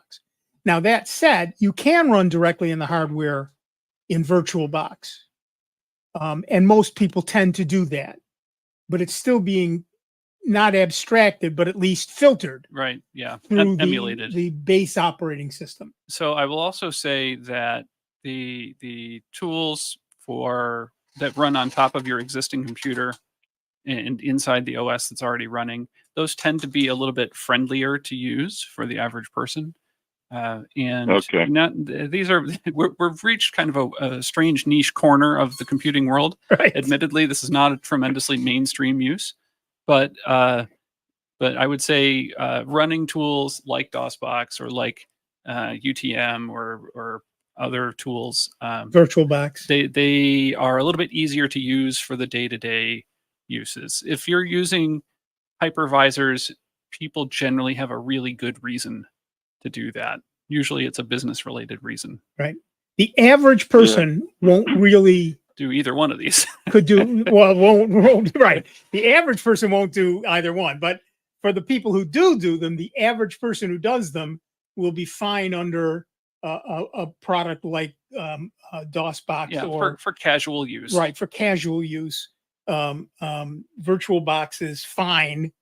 It's only if you're a serious geek or you have or you're paid to do it, or you're paid to do it, that you would run the hypervisor directly. Yeah, I've been using VirtualBox off and on, and as Microsoft makes it harder and harder to tolerate themselves, because I got a couple of applications that will always be Windows. Right. So but I'm about ready to build a new machine and start with Linux. Mm-hmm. And I had read about hypervisors, and I pretty much got the same. Yeah, they're a little more complicated, and for what I'm going to be doing, I don't think I need it. And so VirtualBox is probably the way to go. Yeah, probably I think you've hit the nail on the head. Yep. Yeah. Okay. All right. Thanks, Dave. All right. Thanks for calling. So, for example, one of the things I do is play with a lot of Linux versions. Okay. It's just as easy to do them in VirtualBox. Sure. It takes minutes to spin up a version. Mm-hmm. I can just leave it on my hard drive and never run it again if I don't, if I've got the space. Sure. And so I don't need to run bare metal hypervisors. Mm-hmm. But when I was working at RIT and we wanted super fast and with a lot of additional features. Yeah, and flexibility. The average person, the flexibility, like I said, to say tomorrow you get 40 cores. Right. Then a hypervisor is the thing to run. Yeah. But that's really what professionals need, not what the average, even talented amateur. It's a professional tool for professional work. Right. All right, back to the phones. Our next caller is James from Rochester, New York. What's up, James? Oh, hi, Nick. Yes, I have been using Kaspersky for 15 years. Okay. I pay once a year, and I've never had a problem. I guess it covers everything. I'm not that versed in it.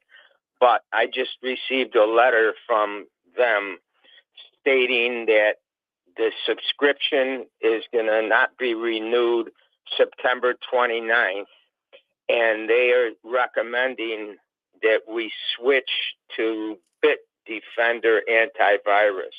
Are you familiar with that? Yes. It's one of the ones we talked about today. I missed the show. Oh, that's all right. Bitdefender is good. Mm-hmm. So if you're looking to change, Bitdefender is as good as many of the others to change to. Okay. Is that like my Kaspersky? That's all I ever had or all I ever used, no other programs. Does that Bitdefender cover everything like the Kaspersky? It covers a lot as to whether it does. Mostly depends on which version you get. Okay, so there's the antivirus alone version. There's also Bitdefender Total Security, which also does malware. So that's probably what I should have then. Well, that would cover as much as Kaspersky does. Yes. So it's the Bitdefender Total Security. Total Security. Okay, yeah. I guess the government is being a Russian company. They've been talking about this for a while, but I just got the letter or the email. I paid till next year, but that's not what I just wanted to make sure. Right. The company Digital River recommends strongly switching to this Bitdefender. Okay, you answered my question. I appreciate it, Nick, and everybody. All right, thanks. Have fun. Thank you. Yeah, it's hard to make that change when you've been happy with a product for as long as people have been happy with Kaspersky. And it's the government who says, we can't have this anymore. They're bad people, apparently. Whether or not you believe that or agree with it, the government has decided that's the way it is. And so we have the situation now where people have to move to another product. Yeah, it happens. It happens. But that's okay. It'll be fine. Windows does it all the time. Well, yes, they do away with a program and you got to go elsewhere. The next thing you know, you're on Vista. What's the difference? Yeah, it's people change, programs change. It's hard, but we all live through it. And again, and that's the name of the game in our industry. There's nothing that stands still. Exactly. We don't have the luxury of standing still in this industry. Companies go out of business. Companies change what they do. Companies lose focus. Yeah. And so, moving to what's best, we're not talking about moving to the new hotness, right? It's not, this is the cool new thing. This is the actually working new thing. Right. So it's pragmatism, not trendiness that we're talking about here. So when we talk about moving to another product, generally speaking, it's the practical thing to do as opposed to anything else. So, and we will always work on your behalf as the person in front of the keyboard to help guide you and help you make the best decision you can. All we ask is that you call us and let us know what's going on, and we're happy to talk with you and figure out a plan forward. And if you can throw a few dollars our way in the terms of a donation, sure, it helps us keep doing this every week. I know we're not in a pledge drive, but hey, we're always looking looking for money. Stay ahead. That's right. That doesn't mean we won't actively take a pledge when it's not a drive. That's right. You can always pledge online. jazz901.org. There's a big red donate now button. And if you enjoyed the service you received today, exactly that's right. the place to be. That's the place to be. All right. That music tells me, in fact, it tells all of us, that we are done for another week. I want to thank Dave Enright for staying awake through most of the show. Well done. I want to thank Dennis Worster, who took time off from his valuable Saturday time with his family to come in here and actually provide real answers to real questions. Not that Steve doesn't once in a while, a blind squirrel, Anyway, the point is, he's not as much fun to make fun of when he's not there for me to do it to his face. I'm Nick Francesco. I want to thank everybody who called in. Great questions this week. Great information from all of you.